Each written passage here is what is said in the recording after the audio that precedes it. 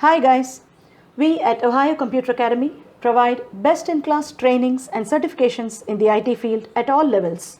We also provide services in mentoring and career guidance. Visit our website ohiocomputeracademy.com for more information. Watch our YouTube channel for useful videos on technology and career building. Subscribe and turn on the notifications for latest updates. In this video, we will learn step by step to create a website using WordPress.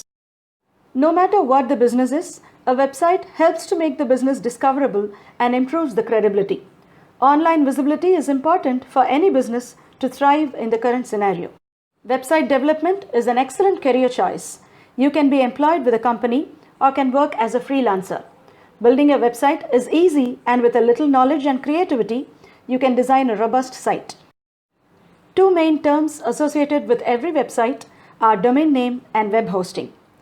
Domain name is the name or address of your website that people type in the browser's URL bar to visit your site. This is like the address of your house. And web hosting is the actual place where your files stay. It refers to the company that rent out their computers or servers to store your website data. This is like your house, the physical space where you live in. We also need a website builder, which is a tool or platform which helps in creating websites. The most widely used is WordPress, which is an open source website building platform where you can create beautiful websites without coding knowledge.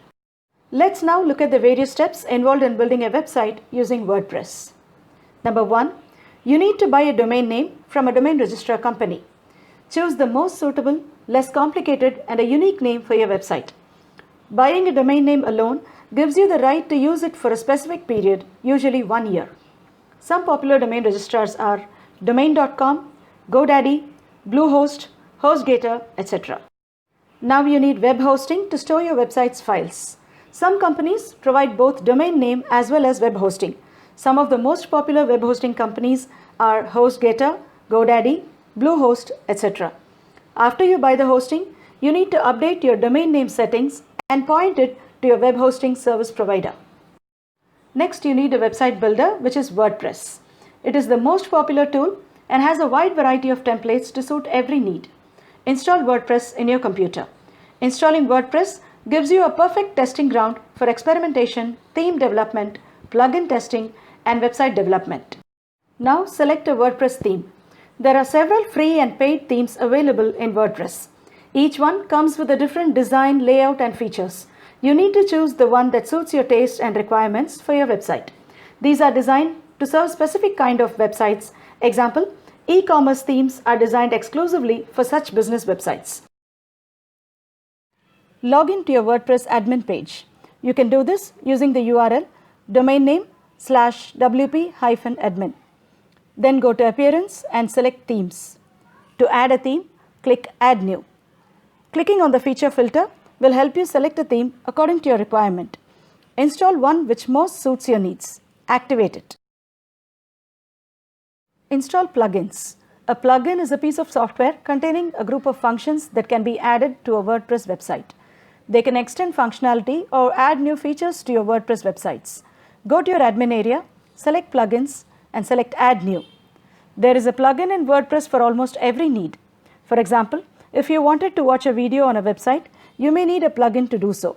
If the plugin is not installed, your browser will not understand how to play the video. These plugins make it easier for users to add features to their website without knowing a single line of code. Add widgets. In WordPress, widgets are smaller sections that you can add to the sidebars, footers, and other areas of your website. For example, there is a widget that displays a calendar, and this could be placed in the sidebar. Go to the admin area, click on Appearance, and then click on Widgets. Select Calendar and simply drag and drop it to your sidebar. Now we can see a calendar displayed on the sidebar of the website. Each widget can add a feature or function to your site without having to write any code. Common widgets to add to your site are calendars, archives, events, posts, gallery, and more. Create the contents for pages and posts. Pages are usually of static content, while posts are part of a blog and appear in the reverse order, that is, latest items are displayed first. Go to the admin area, click on Pages. You can click on Add New to add a page. You can also add media of your choice. It is the same procedure to add posts. Save them as a draft, review, and publish. And now we are good to go. A website usually has these pages: the home page, about, services offered, contact. There are a few terms you need to be familiar with while building a website. Let's see some of them.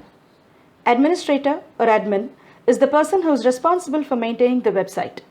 Dashboard is the WordPress control panel where you log in to add or edit your website.